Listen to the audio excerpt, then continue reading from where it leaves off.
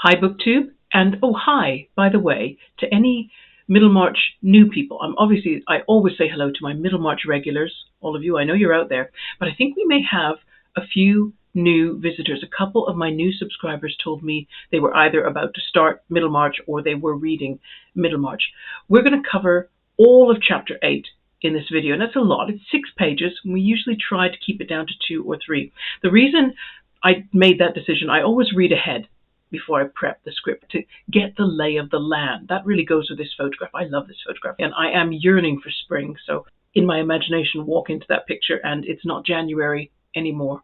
Although it won't be January when you hear this, but it will be February, which isn't a great deal of an improvement yet. So anyway, I do the lay of the land. I go and read the chapter right the way through, and I could see that within Chapter 8 there is a little contained theme, and it argued for covering the whole chapter. And in addition, we do meet a new character. I mean, I could have called this video Mr. Cadwallader, but even a man who is as easy to like as Mr. Cadwallader is not the person who's in the spotlight in this chapter. Now, on a side note, I've been wondering too, this is open for discussion, would a contemporary publisher, let's try to imagine an alternative history where Middlemarch doesn't come into an editor's slush pile until the early to mid 21st century. I still think they would have been very, very impressed with it. I still do. But I'm thinking of this chapter in particular because what happens in this chapter, the character reactions, for the most part, we would already have been able to predict based on our reading in previous chapters. The attitudes being expressed, we've heard before. There's only one single exception to that. And I just wonder, would an editor feel that that single exception justified this chapter? I'm wondering if an editor would have looked at the gap in time between Mr. Casaubon's proposal and the wedding day between Dorothea and Casaubon. I wonder if he would have looked at that, that period of time in text and thought, need to shorten that a bit, need to cut anything that we don't absolutely need. I think a publisher would say, look, unless something dramatic is going to happen between those two events, kind of cut down and get from the one significant event to the next emotionally significant event. And I don't really want to do too much. Can you hint differently at other things that are going on? I don't know. Would I be misguided about that? I mean, I know we have booktubers who work in the book trade. I don't know if any happen to be watching, but if they are, I'd really be interested in your take on that. However, we really should get started, okay? So let's put up page 67. We'll start with the epigram. In this case, the epigram, there's no note, no footnote against it. This must be something created by Eliot. She likes doing that. Oh, rescue her. I am her brother now, and you her father. Every gentle maid should have a guardian in each gentleman. And of course, I made fun of this a little bit. You can see that there's the episode title, Her Brother Now. But every gentle maid should have a guardian in each gentleman. Imagine, like having 25 fathers. Just for a moment. Don't let it last too long. If you've had a really terrible relationship with your father, you could end that imaginary exercise now. But even if you had a good father, if you start multiplying the number of people who have some kind of say in your life when you're a lot younger, I just don't see the advantage there. And I'm not sure if people thought about that in the 19th century when they took the view that a woman always needed every man's guidance. We start reading the text now, and it says, it was wonderful to Sir James Chetton how well he continued to like going to the Grange after he had once encountered the difficulty. Now, I'm putting stress on all the words that I'm underlining. The words that I've underlined in this first paragraph are to show this strange contradiction. We've got wonderful, well, like, all these extremely positive words, but interlaced. In fact, there's probably more unhappy words in this paragraph than happy. So the first sentence, which claims that Sir James is really quite pleased with the situation now that he goes to the Grange, is contradicted by what he says about what actually happens during those visits. It said, after he had once encountered the difficulty of seeing Dorothea for the first time in the light of a woman who was engaged to another man. Of course, the forked lightning seemed to pass through him. I loved that visual image because I felt it.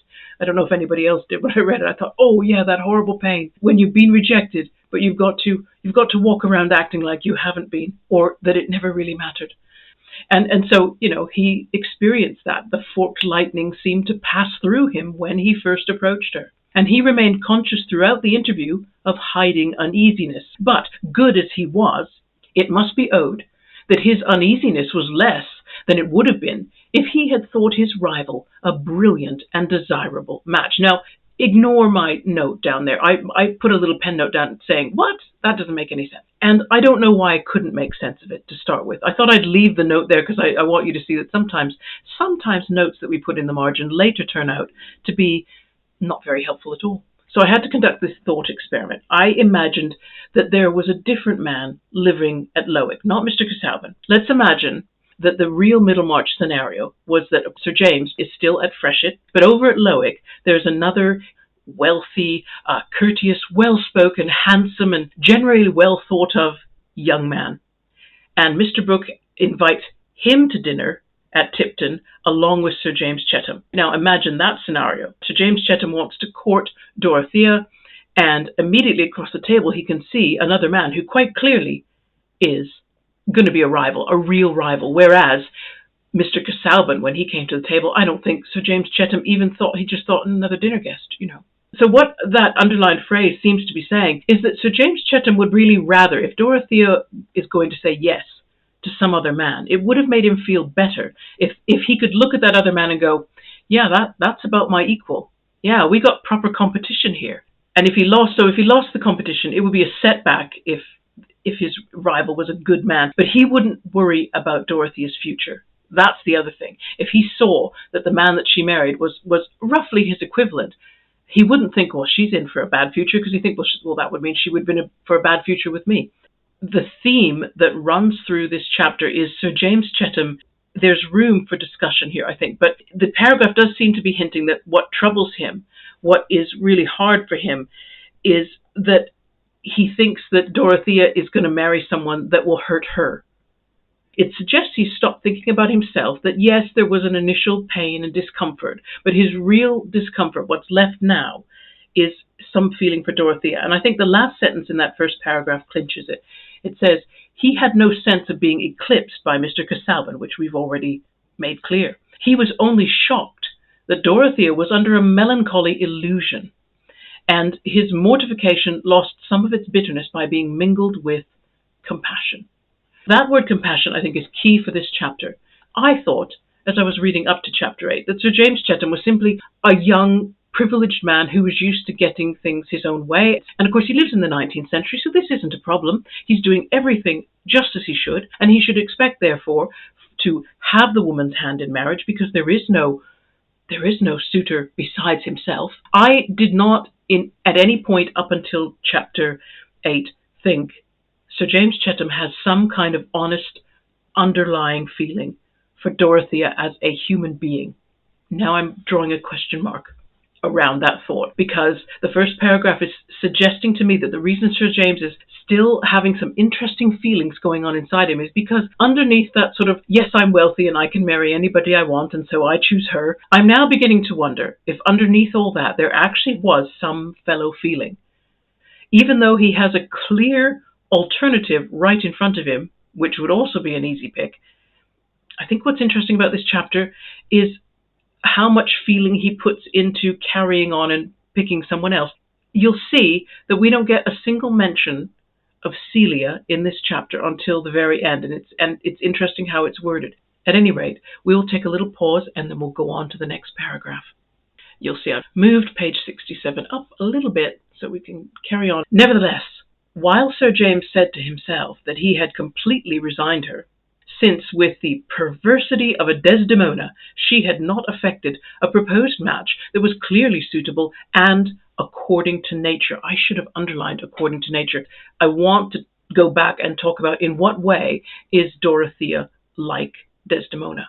Some of you will know Othello really well and immediately know the comparison that is being made, but for those who don't, allow me to just give you a little bit of help here. This is from my copy.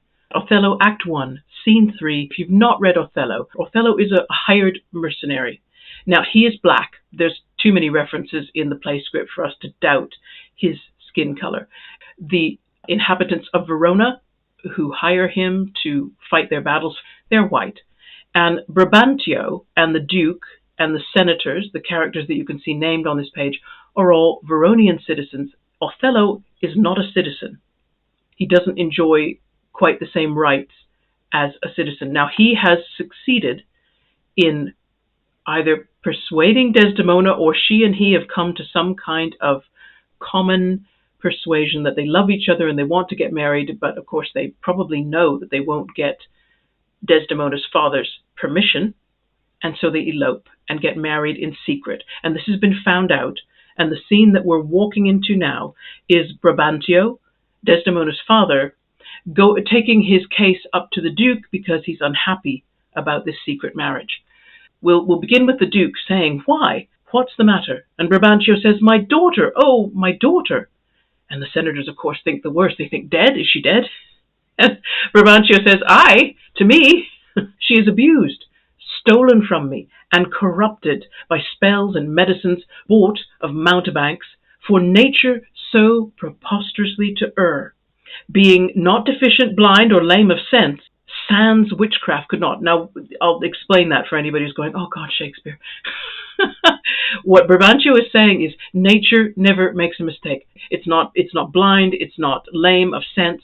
So only witchcraft could have made my daughter do something against nature.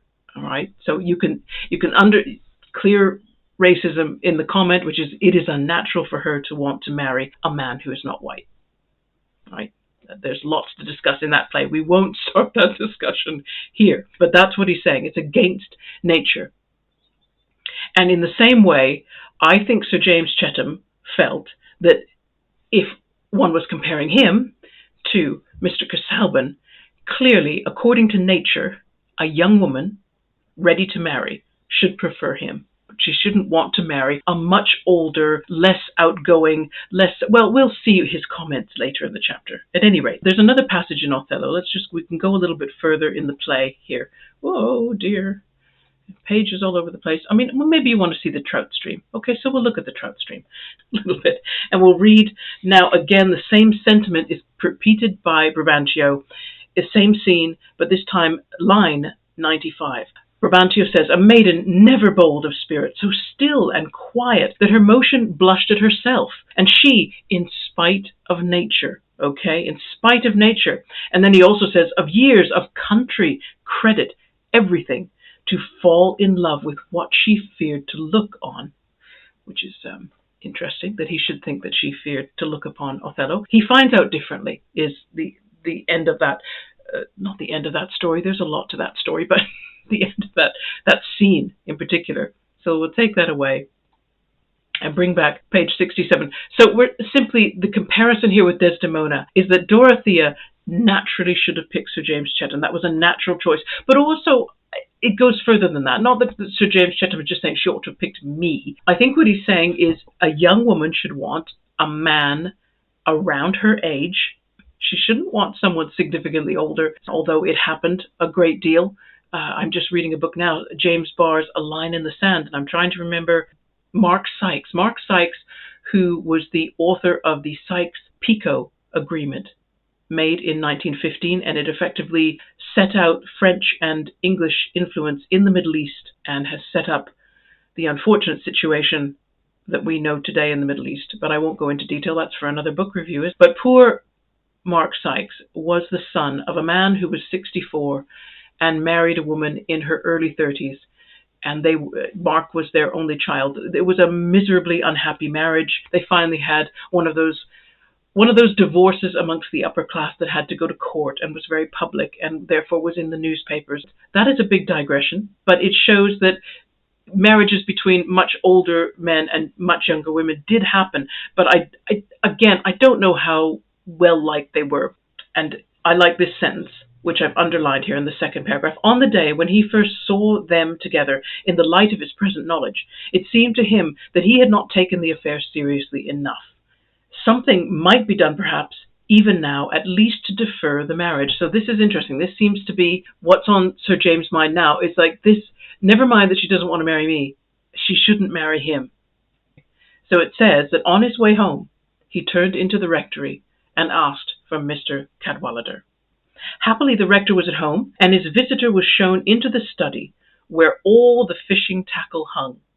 But he himself, that is, Mr. Cadwallader himself, was in a little room adjoining, at work with his turning apparatus.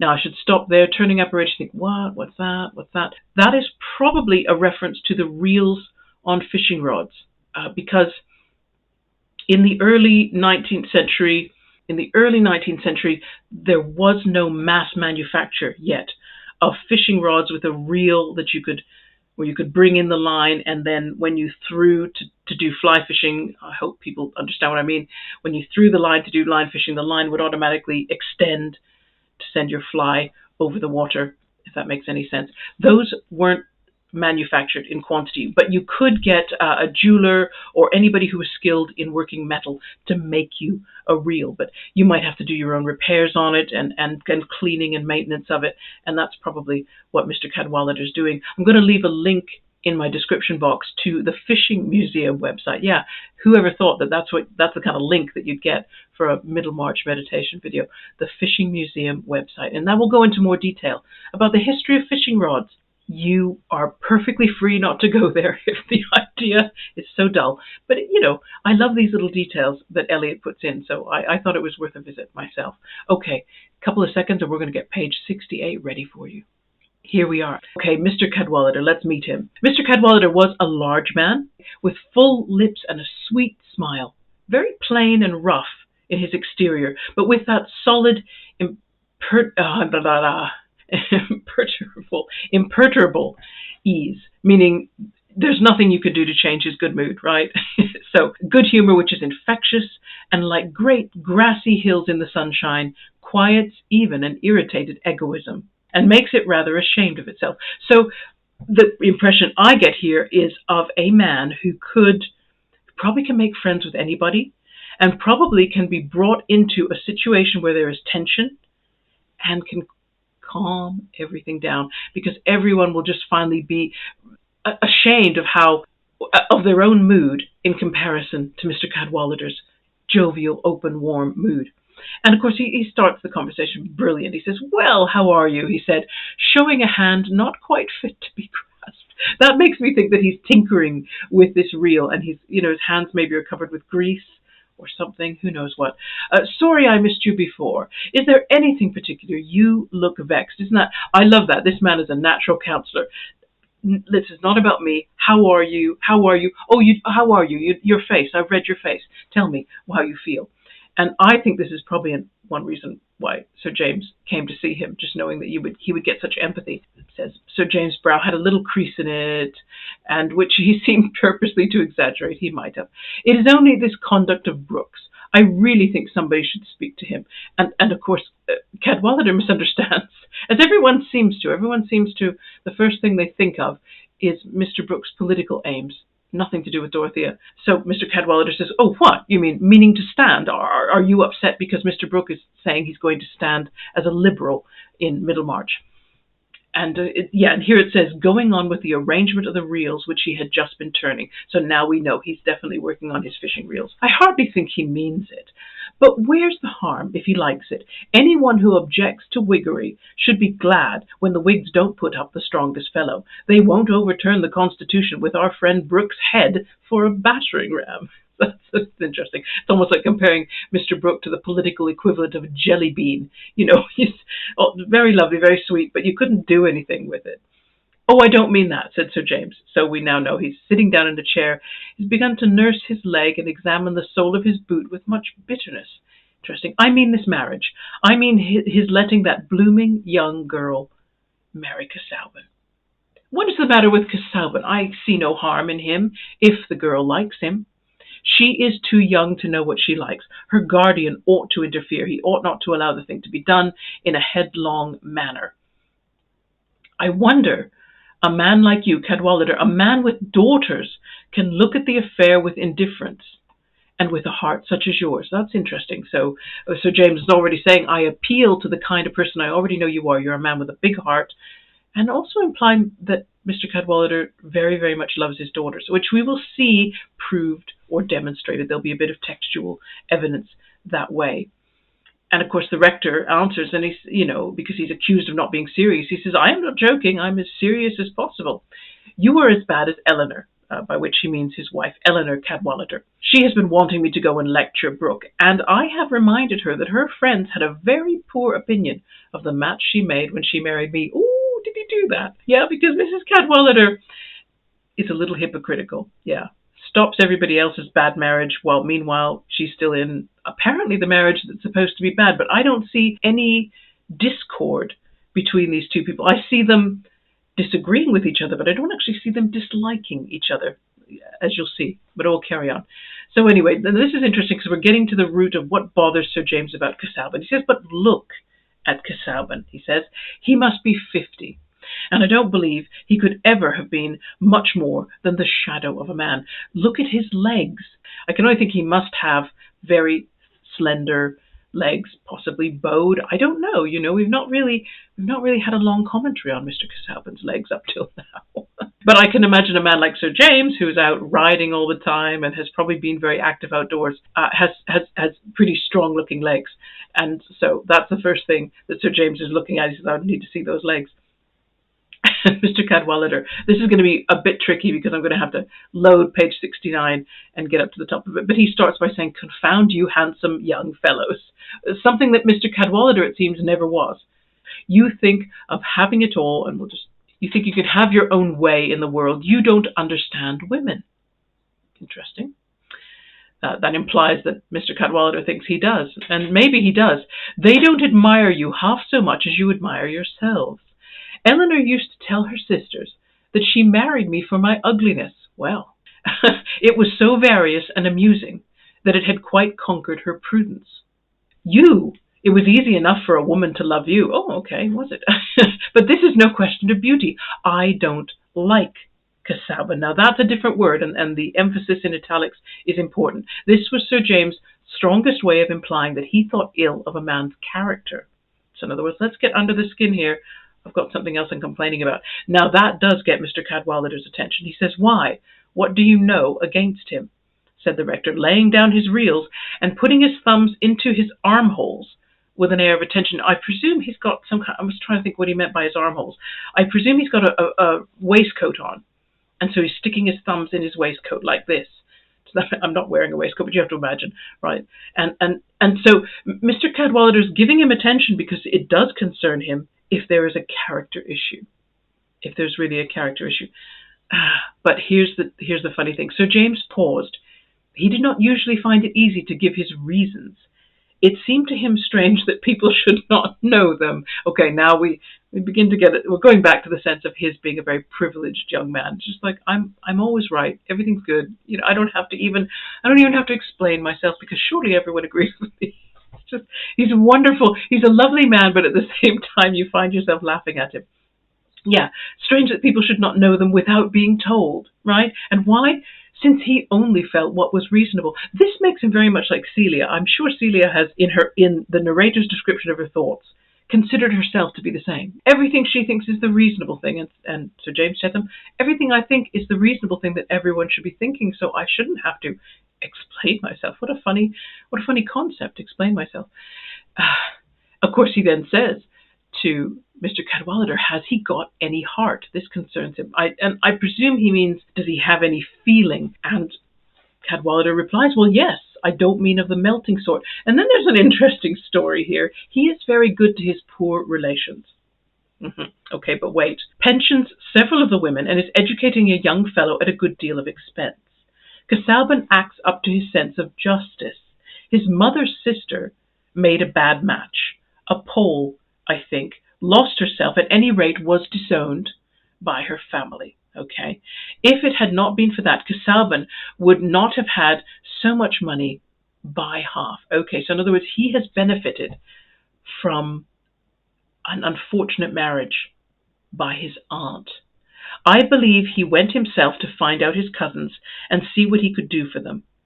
Every man would not ring so well as that if you tried his mettle. You would, Chettam, but not every man. So, well, that's interesting. That is interesting. But it sort of says, too, Casaubon's got some kind of sense of justice. Justice, however, is different than affection, as he may not have liked his cousins. He may not have particularly had any feelings for them, but he was acting from a sense of this would be the just thing to do, is to make sure they're taken care of. But how well, I'd be interesting to find out how well he's taking care of them. At any rate, that leaves Sir James a little bit floundering. I don't know, said Sir James, colouring. I am not so sure of myself. He paused a moment and then added, that was a right thing for Casaubon to do. It's interesting. So Sir James, I like him. I still like him, even though he's sometimes a little full of himself. He does recognize when things are right.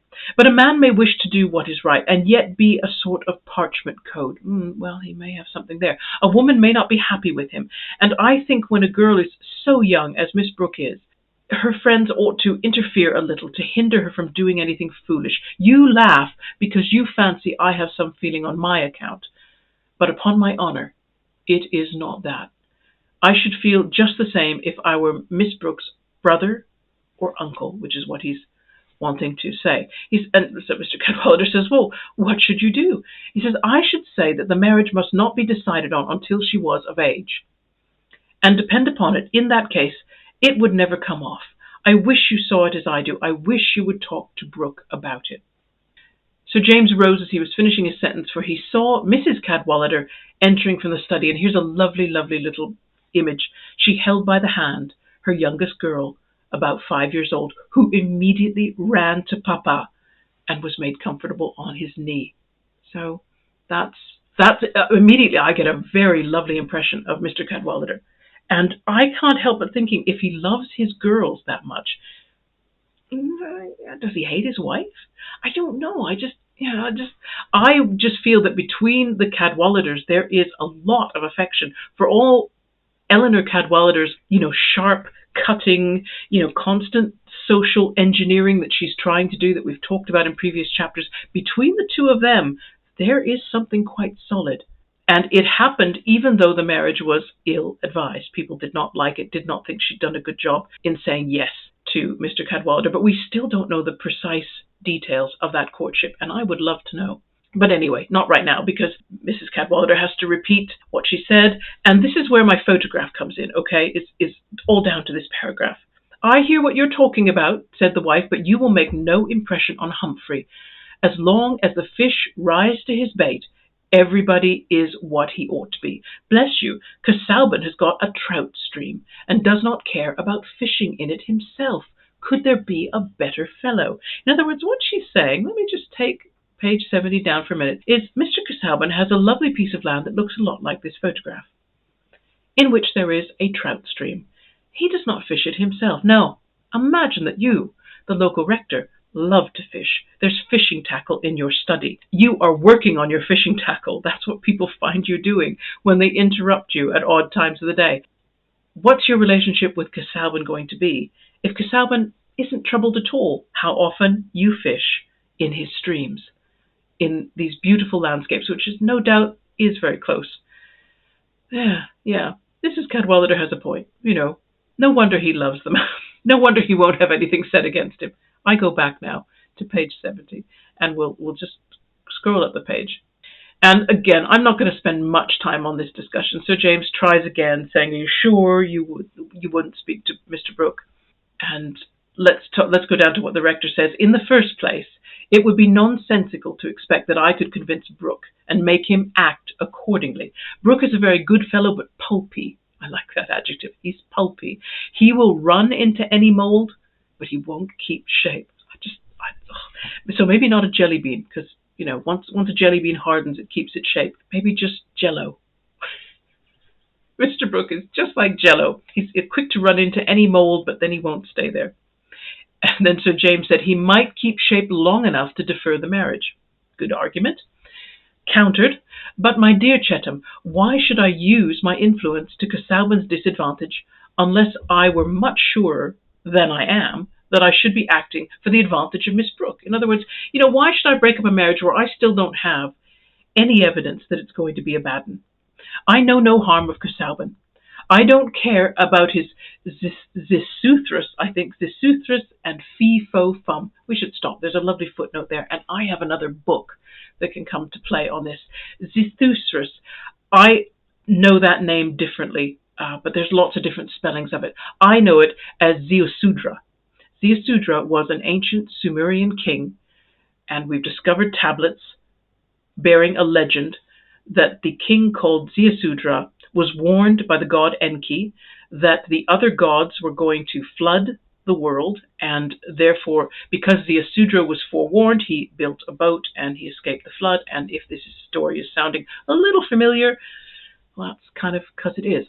In the description box, you will see details of a book by Samuel Noel Kramer. I think he's still the recognized authority on Sumerian history and mythology and so on. And this book is titled Sumerian Mythology. I've got 2 pages from that book that I'm going to put up on screen right now. Let's see if I can stretch them so that I don't have to read them from the book. Okay. So Kramer starts by saying that the biblical deluge story is not original with the Hebrew redactors of the Bible, has been known now for more than half a century. He's saying that this is 1972 when he wrote this book. From the time of the discovery and decipherment of the 11th tablet of the Semitic Babylon Epic of Gilgamesh, the Babylonian deluge myth itself, however, is of Sumerian origin. So he's tracing back the several origins of the myth. For in 1914, Arno Powell published and carefully translated a fragment consisting of the lower third of a 6-column Sumerian tablet in the Nippur collection of the University Museum, the larger part of whose contents is devoted to the deluge myth. So the deluge myth exists in a lot of places. And we could go on. I mean, we could look quickly, if you wanted to, at, I think, the second page of Kramer. It's not a long fragment that they found, so it doesn't tell a huge amount of the story, if that makes any sense. So it drops in the Sumerian story, because the tablet was broken, drops into the middle, but you will recognize some biblical language. For 7 days and 7 nights the deluge had raged in the land, and the huge boat had been tossed about on the great waters. Utu came forth, who sheds light on heaven and earth. Ziusudra opened a window of the huge boat. Ziusudra the king, before Utu, prostrated himself. The king kills an ox, slaughters a sheep, and then again, full on, it talks about Ziusudra being saved from the flood waters. I'm not going to just keep reading it all that more, because as he says, the remainder of the poem is destroyed. It's just a fragment, but it's enough to show commonality with the Genesis story of the flood and Noah being given instructions to build a boat. And you can understand, if we go back now to Middlemarch, page 70. Anybody getting a bit dizzy? Let's close down Kramer here. Bring back page 70. So the rector, Cadwallader, is saying, I don't care about his Zisuthros and Fifofum. So what he's saying is, I don't care about his Zisuthros means he's probably had lovely conversations with Casaubon, where Casaubon has gone on just a little bit about this parallel, the parallel between the Babylonian. Well, actually, he probably would only have known about the Babylonian, because as we read in Kramer's book, the Sumerian account of the flood legend, we did not know about it in the West until the early 20th century, when the tablets were uncovered. So we didn't know. And of course, Sumerian civilization goes back before Babylon. So the earliest, actually, that Casaubon would have known, this is getting geeky, but stay with me, the earliest he would have known about was the Babylonian. And so he would have then, the interesting thing is, he could have wondered to himself whether the Babylonians borrowed from the Hebrews. But that's getting way off topic, and I must be careful not to do that. Fifofum. There he's just referencing, you all know what that is, that's Jack and the Beanstalk. He's just saying, all Casaubon's silly nonsense. Yeah, I don't care about it. And you know what? He doesn't care about my fishing tackle. You know, we all have our peculiarities, but I still don't see that that's a big problem. And then he does say, oh, you know, the line he took on the Catholic question, that was unexpected, but he has always been civil to me, and I don't see why I should spoil his sport. Okay. For anything I can tell, Miss Brooke may be happier with him than she would be with any other man. And of course, then his wife gets upset. Humphrey, I have no patience with you. You know you would rather dine under the hedge than with Casaubon alone. You have nothing to say to each other. And he says, well, what's that got to do with Miss Brooks marrying him? She does not do it for my amusement. And then Sir James makes an interesting remark. And again, this is another hint. He has got no good red blood in his body, sort of 19th century parlance for I don't think he can father a child. But without saying so much, because you wouldn't come anywhere near saying that in the 19th century. We'll go on to page 71. This argument continues a bit, and to be fair, I think it's just, you start to think we're really just reading this because it's amusing in itself. Oh, here's Mrs. Cadwallader making her usual joke. No, somebody put a drop under a magnifying glass, and it was all semicolons and parentheses.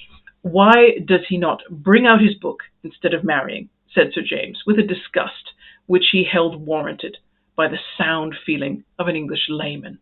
Oh, he dreams footnotes and they run away with all his brains. They say when he was a little boy, he made an abstract of Hop o' My Thumb. Hop o' My Thumb was a children's book, French fairy tale, in fact, written by Charles Perrault. I will put, again, a link, so if you want to read the story, but little children's story. And they're making fun of Casaubon by saying he wrote an abstract on it as if one was needed.